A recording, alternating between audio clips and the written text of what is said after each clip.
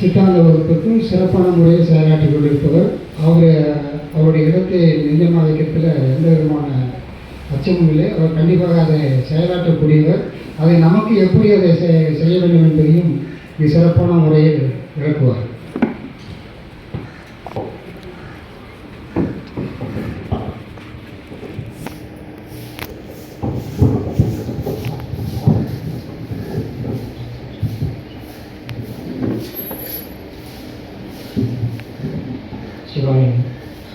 சிவாய நம. திருச்சிற்றம்பலம்.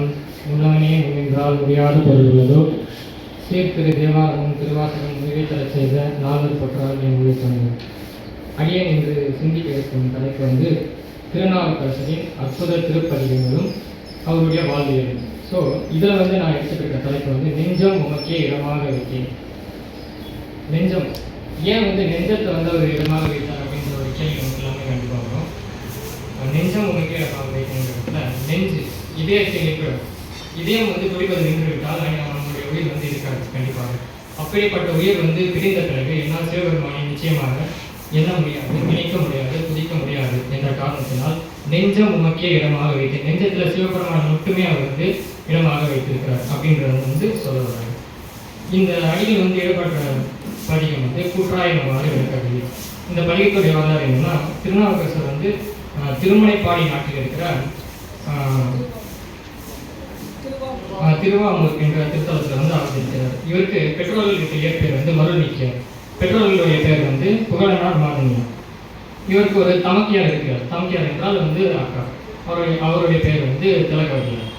இப்போ திருநாவுக்கரசருடைய இளம் வயதிலே பெற்றோர்கள் இழந்து வருகிறார். பிறகு கலிப்பகையார் என்ற ஒரு ஆடவரிடம் அவருடைய அக்காவுக்கு திருமணம் முடிக்கிறார்கள். அவரும் போரில் இருந்து விடுகிறார். அப்படி அவர் இருந்த பிறகு தமக்கியாரும் நானும் எனக்கு அவர் மீட்ட பிறகு அவரே இருக்கிறார். அவர் போயிட்ட பிறகு நானும் என்னால் இருக்க முடியாது, நானும் என்னோட உயிர் துறைக்கிறேன் அப்படின்னு சொல்ற நேரத்தில் திருநாவுக்கரசர் பார்க்குறாரு. இப்போ பெற்றோர்களும் சென்று விட்டார்கள், நீங்களும் சென்று விட்டால் எனக்கு யார் துணை இருப்பது என்ற ஒரு கேள்வி வரும்போது தமக்கியார் நான் இருக்கிறேன் அப்படின்னு சொல்லிட்டு அவர் பார்த்துக்க ஆரம்பிக்கிறாங்க. ஸோ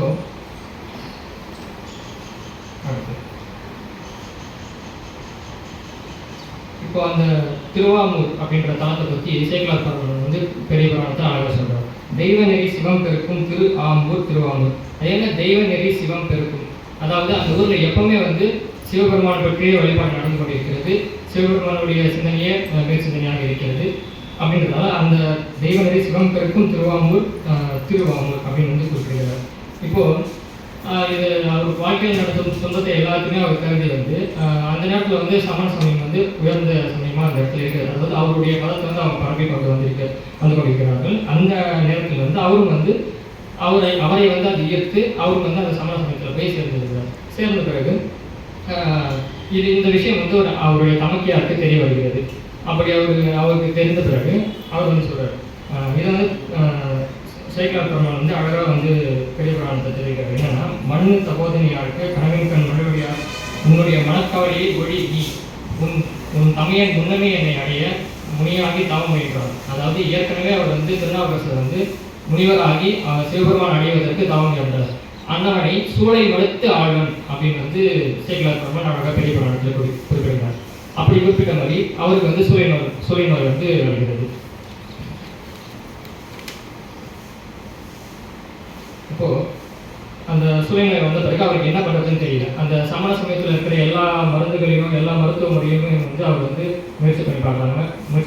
அந்த மயில் பீலிகை அப்படின்னு சொல்லுவாங்க. அந்த மயில் பீலிகையில் அந்த வயிறு இருக்கிற இடத்துல அந்த மருத்துவத்தை பயன்படுத்தி வராங்க. எதுவுமே அவருக்கு ஒரு உறுதுணையும் கொடுக்கல. அப்போது பொய் தருவார் உள்ளத்து புன் சமணரிடம் கழிந்து மெய் தருவார் நெறியடைவார் வெண்குடவை மெய் சூழ்ந்து கை தருவார் தமை ஒன்றி காணாமை இளவின் கண் செய்த மாதவர் வாழும் திருவடியை சென்று அடைவார். அப்போது இப்போ எல்லாமே முயற்சி பண்ணி பார்த்தாங்க. எதுவுமே அவருக்கு சரி வரல. இப்போது அக்காவை அவருக்கு பார்க்கணும் அப்படின்ற எனக்கு அவருக்கு வருது. கண்டிப்பாக இந்த சமயத்தில் அக்காவோட நான் இருந்தால் எனக்கு இந்த பிணி சரியாகும், சரியாகலைன்னா கூட இந்த நேரத்தில் நான் அவரோட இருக்கணும் அப்படின்றது அவர் முடிவெடுக்கிறாரு. அப்படி முடிவெடுத்த பிறகு அந்த துறைகள் மூலமாக அவர் சொல்லி அனுப்புறாரு. அக்கா பிற சமயத்தார் இருக்கும் இடத்தில் நான் புகேன் அப்படின்னு சொல்லிடுறாங்க. அந்த இடத்துக்கு நான் வரமாட்டேன். அவன் அங்கே போயிட்டான் இல்லையா, அவன் அவனை பார்த்துட்டோம் அப்படின்னு சொல்லிட்ட உடனே சரி திருநாவுக்கரசர் வந்து யோசிக்கிறார், இல்லை கண்டிப்பாக நான் இந்த நேரத்தில் அக்கா கூட இருந்தால் ஆகணும், சரி அவங்க வரலன்னா என்ன, கண்டிப்பாக நான் போகிறேன் அப்படின்னு சொல்லிட்டு அக்காவை பார்க்கறதுக்கு அங்கே போகிறாங்க. போயிட்டு நீங்கள் வந்துட்டதுனால நான் கண்டிப்பாக உங்களுக்கு உதவி செய்வேன் என்று நீங்கள் நினைக்காது அப்படின்னு தமக்கையாக சொல்கிறாங்க. பட் இருந்தாலும் அதுக்கப்புறம் வந்து திருநீர் எடுத்து அவருக்கு திருநாவுக்கரசர் கேட்டுறாங்க. கேட்ட பிறகு அதான் சொல்கிறார், வெண்புடவை மேய்ச்சுண்டு அந்த சமண உடை எல்லாத்தையுமே அவர் வந்து தோன்றுட்டு, வெண்புடவைனா வெள்ளை வேஷ்டி வரவங்க அதை கட்டிட்டு அவர் வந்து இருக்கிறார். ஒரு இரவின் அந்த இரவு முடிஞ்ச உடனே மறுபடியும் திருவதிகை வீரட்டானும் சென்று அடைவார்.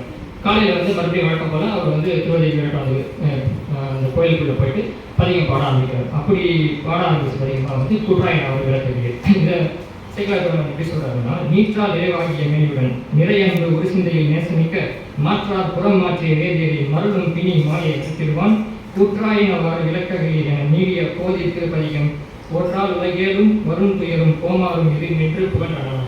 அதாவது நீற்றால் நிறைவாகிய மேனியுடன், இப்போ அவர் சமண சமயத்தில் இருந்த வரைக்கும் திருநீர் அணியில் அவர் மேலே அந்த திருநீர் வந்து படலை. அக்கா வந்து அவருடைய தமக்கையார் வந்து திருநீர் அணிந்த பிறகு அப்போ தான் அவருடைய மேனி வந்து நிறைவடையுது, திருநீர் பட்ட உடனே தான் அவருடைய மேனி நிறைவடையுது அப்படின்னு செய்யலாம் சொல்கிறார். அதாவது நீரிலா நெற்றி பால் என்பதற்கு நீற்றால் நிறைவாகிய மேனியுடன் நிறையன்பு ஒரு சிந்தையில் நேசமிக்க, சிவபெருமான் தான் இப்போ எனக்கு முழு கதி, அவர் தான் நம்பி நான் போகிறேன் அப்படின்னு சொல்லிட்டு ஒரு முழு மனதோடு வந்திருக்காரு. அப்புறம் மாற்றார் புறம் மாறிய வேதியரை, மாற்றார் புறம்னா அந்த சமண மதத்தை வந்து அவர் மாறிய வேதியரை வந்து மருளும் பிணி மாறியை அறுத்திடுவான், இவரால் மட்டும்தான் இந்த பிணியை வந்து அறுத்திட முடியும் அப்படின்னு சொல்லிட்டு அக்காவுடைய நம்பிக்கையும் நாவுக்கரசருடைய நம்பிக்கையும் மூலமாக அவங்க வந்து கோயிலுக்கு போகிறாங்க. அப்போது கூற்றாயின் அவர்களுக்கு நீடிய போதை திருப்பதிக்கும் கோட்டை உலகியலும் வரும் துயரம், இந்த உலகத்தில் மட்டும்தானா அப்படின்னு கிடையாது. இந்த கூற்றாயினவாத திருப்பதி நம்ம படித்தோம்னா ஏழு உலகத்தில் இருக்கிற எந்த துயருமே வந்து நீக்க முடியும் அப்படின்னு சொல்லிட்டு அதை பாட ஆரம்பிக்கிறாரு.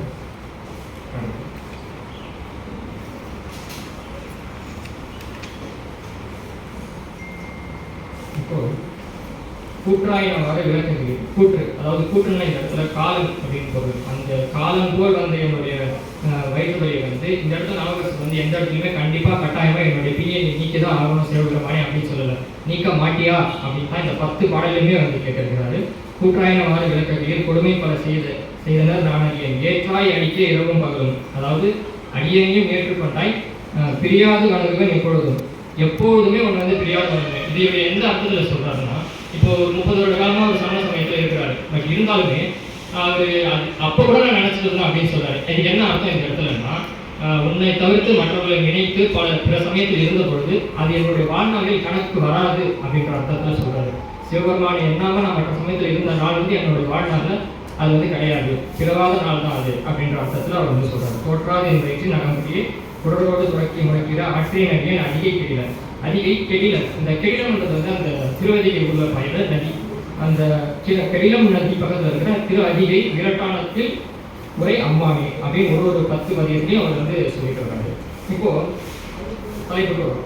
நெஞ்சம் உமக்கே இடமாக வைத்தேன் நினையாது ஒருபோதும் இருந்தறியும். இதுலேயும் அதே தான் சொல்கிறாரு. நான் இது வரைக்கும் நான் உன்னை நினைக்கலன்னா கூட அது வந்து என்னுடைய வாழ்நாளில் கணக்கு கிடையாது. உன்னை அன்றி மற்றவர்கள் நான் நினைச்ச நாள் வந்து என்னுடைய வாழ்நாளில் அது வாழ்நாளே கிடையாது. இது இருப்பினும் உன்னையும் நான் நினைத்து கொண்டிருக்கிறேன் அப்படின்னு வந்து சொல்கிறார். வஞ்சம் இது ஒப்பது கண்வழியே, இப்படி மற்றவர்களை யாரையுமே நினைக்காம உன்னை மட்டுமே நான் சிந்திச்சுட்டு வரேனே, எனக்கு இப்படி ஒரு வஞ்சம் நடப்பது சரியா முறையா அப்படின்னு வந்து கேட்கிறாரு. வயிற்றோடு தொடக்கி முறைக்கிற நஞ்சாகி வந்தேனே நலிவதை, இப்படி நஞ்சு போல வந்து என்னை வந்து துன்பப்படுத்தி கொண்டிருக்கிறது, இதை வந்து நீக்க மாட்டியா அப்படின்ற ஒரு இதோட அவர் வந்து கேட்கிறாரு. அடுத்து பணிந்தாரண பாவங்கள் பாற்றவழி படுகின் தலையில் வழி கொண்டுள்ளது. அது என்ன பணிந்தாரண பாவங்கள் அப்படின்னு கேட்டோம்னா, இப்போ அவரிடம் அவரே சரணாகதி அப்படின்னு சொல்லிட்டு பணிந்தவர்களுடைய பாவத்தை அனைத்தையும் நீக்க வல்லவர் சிவபெருமான் ஒருவர் மட்டும்தான் அப்படின்னு வந்து அவர் சொல்றாரு. படுவின் தலையில் வழி கொண்டுள்ளது துணிந்தே உமக்கு ஆட்சி செய்து வாழ்ந்துட்டார். அப்படிப்பட்ட நீ உனக்கு வந்து நான் என்னுடைய வாழ்நாளை வந்து உனக்கு நான் அர்ப்பணிக்கிறேன் சமர்ப்பிக்கிறேன் அப்படின்னு வந்து சொல்றாரு. சுடுகின்றது சூளை தவிர்த்தவர்களே பிணிந்தார் பொடி கொண்டு மெய் பூசவர்கள். பிணிந்தார் பொடினா அந்த இடத்துல இறந்தவர்கள் பிணிந்தார்னா இறந்தவர்கள் அர்த்தம். பிணிந்தார் பொடி அதாவது திருநீர், பிணிதார் பொடி கொண்டு மெய் பூசவர்கள், அதை உடம்பு முழுவதும் விட்டுக் கொண்டிருக்கிற சிவபெருமானி. பெற்றம் மேற்றுகந்தீர் சுற்றம் மீன் தலை கொண்டு. பெற்றம் மேற்றுகந்தீர்னா அதாவது இடபவாதம், அதுல இருக்கின்ற சிவபெருமானி வெண் தலை கொண்டு அணிந்து, வெண் தலைனா எலும்போட்டு மாலை, அதை உடம்புல அணிந்து கொண்டு இருப்பவரை என்னுடைய இந்த வயிற்றுவலியை நீங்கள் நினைக்க மாட்டீங்களா அப்படின்ற ஒரு அர்த்தத்தில் கேட்குறாரு. அடுத்த பாடல் வந்து முன்னம் அடியே அறியாமை நாள், அதாவது இதுக்கு முன்னாடி நான் வந்து தெரியாமல் பண்ணிட்டேன், முனிந்தேனை நலிந்து முடக்கிட பின்னை அடியே உமக்கு ஆளும் பட்டேன். இது எல்லாமே தெரிய வந்த பிறகு உமக்கே நான் வந்து பணிந்து விட்டேன் அப்படின்னு வந்து சொல்லுங்கள். சுடுகின்றது சூளை தவிர்த்தவர்களே தன்னை அடைந்தால் வினை தீர்ப்பதன்றோ தலையாயவர் தம் கடன் ஆவதுதான். அதாவது தன்னுடைய அடியவருக்கு வந்து ஒரு துன்பம் வந்ததுன்னா அதை நீக்குவது தான் தலையாயவர், அதாவது தலைவருடைய கடமை அப்படின்னு வந்து அவர் இந்த இடத்துல சொல்றாரு. அண்ணன் அடியார் அதிகை கடில வீரக்காலத்துறை என்பானே. அடுத்து காத்தாள்பவர் காவல் இகழ்ந்தவரால் கரை நின்றவர் கண்டுகொள் என்று சொல்லி, காத்தாள்பவர் காவல் அதாவது என்னை பார்த்து கொண்டிருப்பவர்கள் அனைவரும் யார் சொல் பேசி நான் வந்து கேட்காம நான் வந்து அவங்களுடைய வார்த்தையை வந்து இகழ்ந்து விட்டேன். சிவபெருமானே ஒரு முதல் கடவுள் அப்படின்னு அவங்க சொல்லியும் அதை இகழ்ச்சி படுத்திட்டு பிற சமயத்துக்கு போனேன். இருந்தும் கரை நின்றவர் கண்டுக்கொள் என்று சொல்லி பிற அந்த சமண சமயத்தில் இருந்தவங்க நீயே பார்த்துக்கோ, இது வந்து எங்களால் முடியாது, எங்களை விட்டுட்டு நீ பிற சமயத்துக்கு போயிட்டே இல்லையா, எங்களால் எதுவும் சொல்ல முடியாது, பண்ண முடியாது அப்படின்னு சொல்லிடுறாங்க. நீத்தாய கயம் புக நூக்கிட நிலை கொள்ளும் வழித்துறை ஒன்றறிய. நீத்தாய கயம் புக நூக்கிடன்னா இந்த குளத்துல இந்த நீர் பயன் குளத்துல நான் விழுந்துட்டேன், நீச்சல் தெரிந்தால் மட்டும்தான் இதுல இருந்து நான் வெளியே வர முடியும். அப்படி இருக்கிற இடத்துல நிலை கொள்ளும் வழித்துறை ஒன்றறிய, எனக்கு வெளியே வர வழி தெரியலப்பா அப்படின்ட்டு சொல்றாரு. அடுத்து வார்த்தை இது ஒப்பதை கேட்ட ஏன் வயிற்றோடு தொடக்கி முடிக்கிற ஆத்தார் குணதார் அதிக கிடையில வீரட்டானத்துறை அம்மானி அப்படின்னு சொல்லிட்டு இந்த பதிவு முடிக்கிறார். அடுத்தது சலம் பூவோட தூபம் மறந்தறியேன் தமிழோடு இசைப்பாடல் மறந்தறியேன். சலம்னா இந்த இடத்துல நீர் அதாவது நீரை கொண்டும் பூவை கொண்டும் தமிழோட இசைப்பாடல் எதுலையுமே வந்து நான் உன்னை போட்டுவதற்கு மறக்கலை. அப்புறம் நலன் தீங்கிலும் உன்னை நான் மறந்தறியேன், உண்ணாமும் என்னாவில் மறந்தறியேன். நல்லது கெட்டது அப்புறம் உன்னுடைய நாமத்தை கூட நான் என்னுடைய இது வரைக்கும் நான் மறந்ததில்லை அப்படின்னு வந்து சொல்றாங்க. உழந்தார் தலையில் வலி கொண்டு வருவாய் உடலுள்ள சூறை தவிர்த்ததுள்ளாய் அனந்தேன் அடியேன் அதிக கடியில வீரட்டானத்துறை அம்மானி அப்படின்னு சொல்லிட்டு இந்த பாடல். உயர்ந்தேன் மனை வாழ்க்கையும் முன்பொருளும் ஒருவர் தலை காவல் இல்லாமையினால், அதாவது யாருடைய உதவியும் யாருடைய இதுவும் இல்லாமல் உயர்ந்தேன், இது எல்லாமே மொத்தமே உன்னுடைய அருளால் தான் அப்படின்னு வந்து இந்த இடத்துல சொல்றாரு. பயந்தே உமக்கு ஆட்செய்து வாழ வச்சார். இந்த சூழல் நோய் வந்த பிறகு பயந்து உமக்கே நான் ஆட்பட்டேன், என்னுடைய வாழ்நாள் வந்து உனக்கே நான் அர்ப்பணித்தேன் அப்படின்னு வந்து இந்த இடத்துல சொல்றார். பயந்தே என் வயிற்று நகம் படிய பறித்து புரட்டி அறுத்து இருக்கிற. அந்த வயிற்று வலி வந்து எப்படி இருக்குதுன்னா இப்போ பறித்து புரட்டி அறுத்து இருக்கிற வயிற்று பிடிச்சி பறிக்கிற மாதிரி புரட்டுற மாதிரி இழுத்து அறுக்கிற மாதிரி ஒரு வலி வந்து எனக்கு இருக்குது. இதை வந்து நீ போக மாட்டியா, அயர்ந்தேன் ஏன் அதிகை தெரியல, நான் இதெல்லாமே பட்டு நான் வந்து அயர்ந்துட்டப்பா தளர்ந்துட்டேன் என்னால் முடியல, இதை வந்து நீ நீக்க மாட்டியா அப்படின்னு இந்த பாடலை வந்து கேட்குறாரு. அடுத்து வலித்தேன் மனை வாழ்க்கை மகிழ்ந்தறியேன் வஞ்சம் மனம் ஒன்றும் இல்லாமையினால் சலித்தால் ஒருவர் துணை யாரும் இல்லை சங்ககன் குழை காதுரை எம்பெருமான். இவ்வளோ பட்டும் நான் வந்து சலித்து போயிட்டனால என்ன அதாவது ஆறுதல் போடுறதுக்கு ஒருவரும் கிடையாது, இந்த இடத்துலையுமே வந்து எனக்கு நீ தான் உறுதுணையாக இருக்கிறாய் அப்படின்னு வந்து சொல்றாரு. சங்ககன் குழை காதுரை எம்பெருமான். அவர் காதில் அணிஞ்சிட்டு இருக்க இது வந்து எப்படி இருக்குன்னா வெண் சங்கு, அது குழைத்த வெண் சங்காலான ஒரு என்ன சொல்றதுன்னா தோடு மாதிரி அணிஞ்சிட்டு. இது வந்து நம்ம ஞானசம்பந்தரே சொல்லுவார் அவருடைய முதல் பதியத்தில் தோடுடைய சீரியன், அதாவது வழக்கமே இது பெண்கள் அணியக்கூடியது தான் வந்து தோடு அப்படின்ற மாதிரி சொல்லுவாங்க. இருந்தாலுமே அவர் சிவபெருமான் அணிந்து கொண்டிருக்கிறது வந்து சங்க வெண் குழை காதுரை எம்பெருமான் அப்படின்னு சொல்றாரு. கலிந்தே என் வயிற்று நகம் படியே கலக்கிட்டு கலந்து தின்னர். அது எப்படி இருக்குன்னா என்னுடைய வயிற்று வந்து கலக்கி அந்த வயிற்றையே வந்து அது சாப்பிட்ற மாதிரி எனக்கு இருக்குது. அப்படி ஒரு வழியை நான் வந்து உணர்றேன், அதை வந்து எனக்கு நீக்கி தர மாட்டியா சிவபெருமானே அப்படின்ற மாதிரி கேட்குறாரு.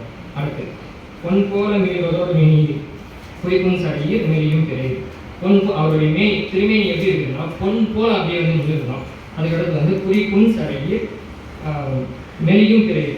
மெலியும் கிடையாதுன்னா அவங்க வந்து தேய்பிரியான சந்திரனை வந்து அவருடைய தலையில் வந்து அடைந்து கொண்டிருக்கிறார். துன்பே கவலை பிணி என்றிவற்றை நணுகாமல் துறந்தும் கலந்தும் இடையே. இப்படி துன்பமாக வந்திருக்கிற இந்த பிணியை வந்து துறந்தும் கலந்தும் இடையே அப்படின்னா என்ன அர்த்தம்னா துறந்து, அதாவது ஒன்று அதை நீக்கிடுப்பா, எனக்கு இந்த பிணியை வந்து எனக்கு நீக்கிடு, அப்படி இல்லைன்னா கடத்தல் அப்படின்னா இந்த இடத்துல வந்து மறைத்தல் அப்படின்னு சொல்றாரு. இந்த பிணியை வந்து ஒன்று நீ துறந்துடு நீக்கிடு இல்லைன்னா மறைத்திருப்பா அப்படின்னு வந்து கேட்குறாரு. என் கோழிகள் உண்மை இனி தெரியார் அடியார் படுவது இதுவே ஆகும் இந்த இடத்துல சொல்றாரு. இப்படி அடியார் உன்னையே நம்பியிருக்கிற அடியாருக்கு இப்படி நடக்கலாமா அப்படின்றது இந்த இடத்துல வந்து கேட்கிறாரு. அன்பே அமையும் அதிகை தெரியல வீரட்டானத்துறை அம்மானே அப்படின்னு சொல்லிட்டு இந்த பதிவில் இருக்கிறார். வழக்கமாக 10வது பாடல் எப்பவுமே ராவணன் பற்றி சொல்லுவாரு. அது மாதிரி போர்த்தாய் அங்கோர் ஆணையை ஈரோடி போர். அந்த தாரகாவனத்தில் அந்த முனிவர்கள் எல்லாமே வந்து சிவபெருமானால பல விஷயத்தை வந்து ஏறி விடுறாங்க அந்த நடந்த சம்பவத்தினால. அப்போது ஒரு யானையை வந்து சிவபெருமான் மேலே ஏறி விடுறாங்க. அப்போ அவர் அதை என்ன பண்ணுறாருன்னா, அந்த யானையை வந்து அதனுடைய தோலை வந்து இழுத்து ஈருடி தோல் பச்சையாக ஈரமாக அப்படியே இருக்கிற அந்த தோலை வந்து ஈர்த்து பொருத்தி கொண்டாயே சிவபெருமானே புறங்காட அரங்கானடா மாடவல்லாய். அதாவது நமக்கு தெரியுது ஆர்த்தான் அரக்கன் தனி மால்வரையில் அடக்கிட்டு அருள் செய்து அதுக்கருதை. அரக்கன் வந்து அதாவது ராவணன் வந்து கைலாய மலையே வந்து தூக்கி தான் தான் பெரியவன், எனக்கு எல்லாமே இருக்குது அப்படின்னு நிரூபிக்க பார்த்தான். அப்படிப்பட்ட அரக்கனுக்கு கூட நீ அருள் புரிந்தாயே, இந்த அடியனுக்கும் வந்து நீ வந்து அருள் புரிய மாட்டாயா அப்படின்னு வந்து இந்த இடத்துல கேட்கிறாரு. வேர்த்தும் புரண்டும் விழுந்தும் இருந்தால் என் வேதனையான வேர்க்கிறாய். அதாவது இவ்வளோ நான் பட்டும் புரண்டு விழுந்து கீழே விழுந்தாலும் என்னென்னமோ பண்ணுறாங்க, இவ்வளோ பண்ணியுமே வந்து எனக்கு நீ வந்து அருள் புரிய மாட்டாயா அப்படின்ற மாதிரி கேட்குறாரு. அது ஆர்த்தார் புலன் சூழ் அதிகை தெரியல வீரட்டானத்து உரை அம்மானை அப்படின்னு சொல்லிட்டு இந்த 10 பாடலையுமே வந்து முடிக்கிறாரு.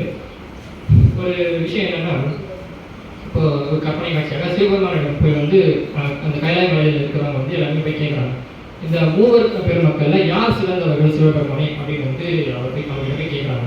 அப்போ சிவபெருமான் வந்து சொல்றாரு, ஞானசம்பந்தர் தன்னையே பாடுவான் அப்படின்றாரு. தன்னையே பாடுவான் அப்படின்னா என்ன அர்த்தம்? நம்ம ஞானசம்பந்தருடைய திருக்கடைக்காப்புறம் நமக்கு எல்லாமே தெரியும். அவருடைய திருக்கடைக்காப்புறம் முடிக்கும் போது அந்த கடைசி அந்த பாடலில் வந்து சொல்லுவார், தமிழ்கிழவன் பாடிய 10ம் ஏற்றவர்களுக்கு ஒவ்வொரு நோயும் இருக்காது பிணியும் இருக்காது அப்படின்னு சொல்லுவார்.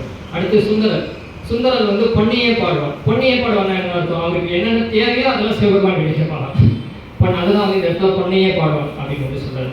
அப்பர் அதாவது திருநாவுக்கரசர் அவர் தான் வந்து என்னையே பாடுவான் அப்படின்னு சொல்றாரு. எல்லா பாட்டையுமே வந்து அவனுக்குமே எதுவும் கேட்டது கிடையாது, என்னை பற்றி மட்டுமே புகழ்ந்து பாடுவார் அப்படின்ற ஒரு கற்பனை காட்சி அந்த இடத்துல இடம்பெறுது. அடுத்து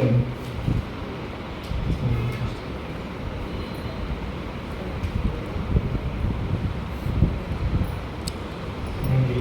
இதுவரை இந்த வாய்ப்பளித்த பேராசிரியர்களுக்கும் நமது மைய அமைப்பாளர்களுக்கும் அனைவருக்கும் என்னுடைய நன்றியை தெரிவித்துக் கொண்டு விடைபெறுகிறேன். நன்றி.